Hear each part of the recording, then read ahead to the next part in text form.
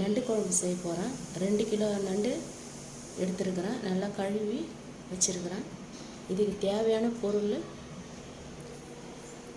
300 சின்ன வெங்காயம், 3 பெரிய வெங்காயம், கருவேப்பிலை கொஞ்சம், கொத்தமல்லி கொஞ்சம், 4 பச்சை மிளகா, ஒரு 8 தக்காளி, கடுகு உளுந்து, சோம்பு,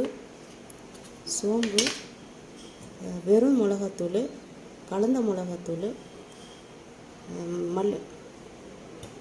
மிளகுத்தூள், ஜீரகத்தூள், இஞ்சி பூண்டு பேஸ்ட்டு, தேங்காய் பால், மஞ்சள் தூள், கடலை எண்ணெய், சால்ட்டு.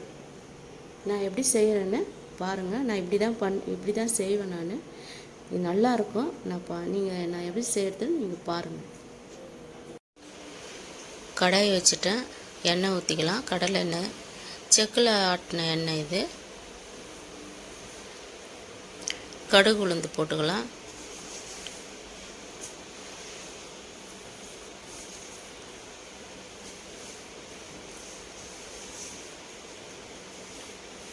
சோம்பு கொஞ்சம் போட்டுக்கலாம்.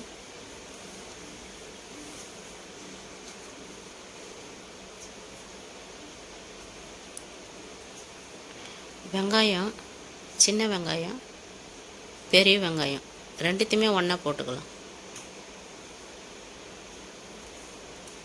போட்டு நல்லா வதக்கிக்கலாம். கருவேப்பிலை கொஞ்சம்,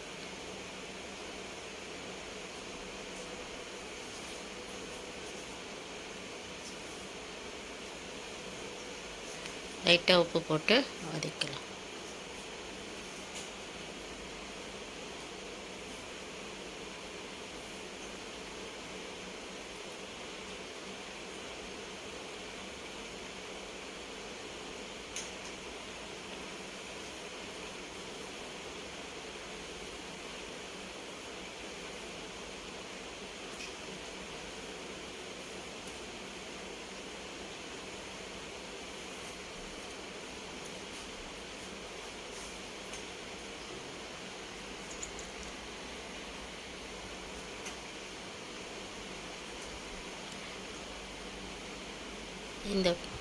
இந்த அளவுக்கு வரணும். நல்லா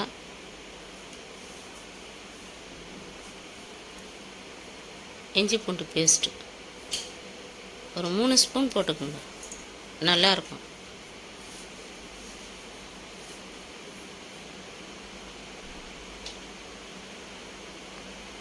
நல்லா வதக்கிக்கணும். இந்த நேரத்தில் தக்காளி, பச்சை மிளகாய், தக்காளி நல்லா வேகணும். தக்காளி அந்த அளவுக்கு வதக்கணும். கொஞ்சம் கொத்தமல்லி போட்டு வதக்கலாம்.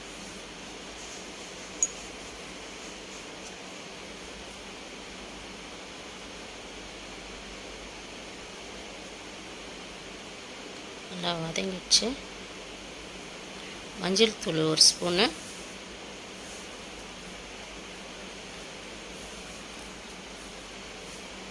மிளகுத்தூள் 2 ஸ்பூன் அளவுக்கு, சீரகத்தூள் 2 ஸ்பூன் அளவு, கலந்த மிளகாத்தூள் 1 ஸ்பூன் அளவு, வெறும் மிளகாத்தூள் தேவைக்கேற்ப மாதிரி,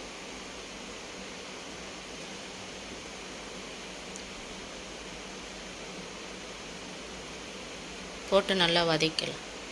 நான் 2 கிலோ நண்டுக்கு நான் மசாலா கொஞ்சம் எவ்வளோ போட்டோமோ அவ்வளோ மாதிரி போட்டுக்கினேன். நீங்கள் எவ்வளோ நண்டு எடுக்கிறீங்களோ அதுக்கேற்ற மாதிரி இந்த மசாலாலாம் போட்டுக்குங்க.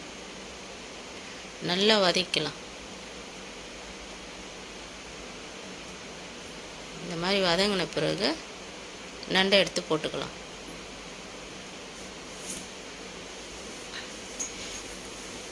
இதை மாதிரி செய்து பாருங்கள். நீங்கள்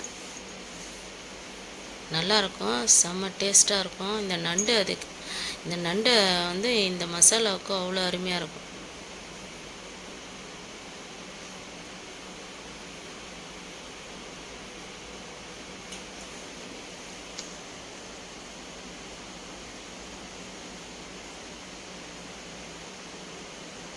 நல்லா பிரட்டி விட்டுக்கலாம்.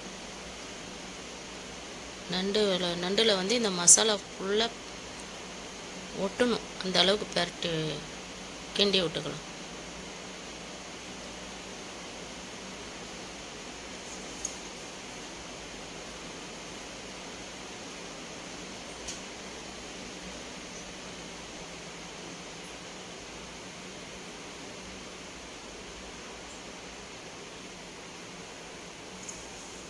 தேங்காய் பால், அரை மூடி தேங்காய் எடுத்து பால் புழிஞ்சு ஊற்றிக்கலாம்.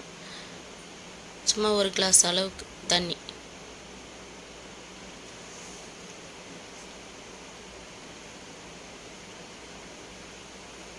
இந்த மாதிரி கிண்டி விட்டுட்டு தட்டு போட்டு மூடிட்டு அப்பப்போ திறந்து பாருங்கள்.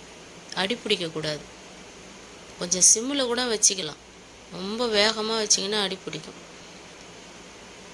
இந்த மாதிரி இதை பாருங்க, இந்த மாதிரி கிண்டி விடுங்க. கொஞ்சோண்டு கொத்தமல்லி போட்டு மூடலாம். கொஞ்ச நேரம் கொதிக்கிட்டோம். 10 நிமிஷம் ஆயிடுச்சு. பாருங்கள் எவ்வளோ அழகாக வந்துக்குது பாருங்கள். குழம்பு எவ்வளோ வாசனையாக இருக்குது பாருங்கள். செம்ம டேஸ்ட்டாக இருக்கும். இது பாருங்க, இந்த பதம் வந்தவொடனே நீங்கள் இறக்கிக்கலாம். கொத்தமல்லியும் கருவேப்பிலையும் போட்டு நீங்கள் இறக்கிக்கலாம். நான் வந்து வேறு பிளேட்டில் வைக்கிறேன்.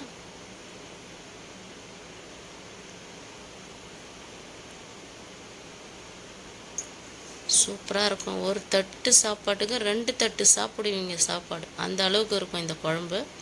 கொத்தமல்லி கருவேப்பிலை போட்டு நான் தூவி வைக்கிறேன். இந்த மாதிரி நீங்கள் செய்து பாருங்கள், அருமையாக இருக்கும்.